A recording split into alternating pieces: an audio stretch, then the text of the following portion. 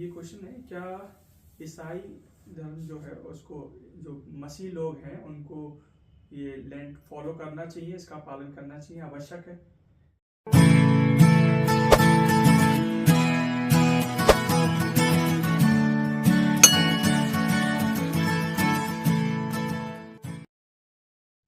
मेरे ख्याल से नहीं है, क्योंकि डायरेक्टली बाइबल से कोई हमको अगुवाई नहीं है कि इसको फॉलो करने की। बेसिकली कैथोलिक प्रथा है, ये बात भी हमें समझना है। ये बेसिकली कैथोलिक प्रथा है जिसको फिर कुछ प्रोटेस्टेंट मूवमेंट्स अपना लिया है, और वो उनके लिए कर्म है, कर्म से उद्धार है, विश्वास से उद्धार की सत्य वो समझते ही नहीं है। पर हम जो प्रभु का वचन जानते हैं, हम ये जानते हैं विश्वास के द्वारा अनुग्रह से हमारा उद्धार हुआ, हमारे कर्मों से नहीं। सो उपवास खत्म होने के बाद हम नॉनवेज खा सकते हैं या नहीं? अगेन मैं यही कह रहा हूँ कि नॉनवेज खाना, वेज खाना, उपवास के साथ क्या ताल्लुकात है, मेरे को समझ में नहीं आ रहा। उपवास बोलेंगे तो कुछ भी नहीं खा रहे हैं, फिर आप उपवास के बाद नॉनवेज खा सकते हैं, नहीं खा सकते हैं, वो बोझ खत्म हो जाता है कि आप मतलब नॉनवेज को देख रहे हैं। हाँ, ये बात है ही नहीं, ये बात है ही नहीं। आप यदि यीशु मसीह का है ना 40 दिन उपवास किया है ना, पहला परीक्षा क्या था शैतान का? पहला परीक्षा क्या था?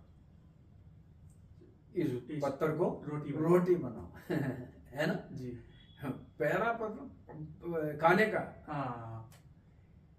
तब प्रभु यीशु मसीह ने कहा है ना, मनुष्य केवल रोटी से ही नहीं परंतु परमेश्वर के वचन से जीवित रहता है। सो काउंटर करता है जी। को खाने पीने पे आप लगा देंगे, फिर मतलब ही क्या हुआ? को इसका मतलब ही नहीं है।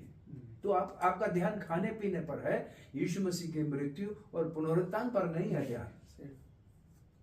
सो ये कस्टम हो गया, एक रिलीजियस ट्रेडिशन हो गया है जिसमें कोई स्पिरिचुअलिटी नहीं है, आत्मिकता नहीं है। उससे अच्छा मैं कहता हूं 5 दिन बोझ के साथ आप उपवास करो और वचन पढ़ने में समय बिताओ, परमेश्वर के आत्मा की उपस्थिति में अपने आप को धीन करो और यीशु मसीह के मृत्यु और उसके मतलब क्यों उसको ये सहना पड़ा और कैसा उसने पाप के ऊपर जीत हासिल किया, उन बातों पर यदि हम ध्यान करें तो उसमें कुछ मीनिंग भी है।